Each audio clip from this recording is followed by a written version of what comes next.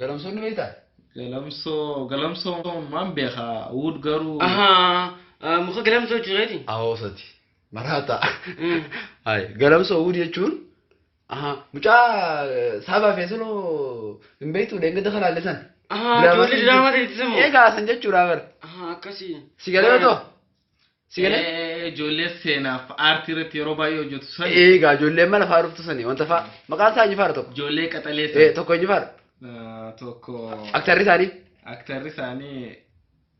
Zamanoo. Zamanoo miksi. Yaa zamanoo miksi tokko feesaloo dheeraa. Feesaloo dheeraa yaa. Haanoo manaajarinoo. Manaajarin moo daayireektar?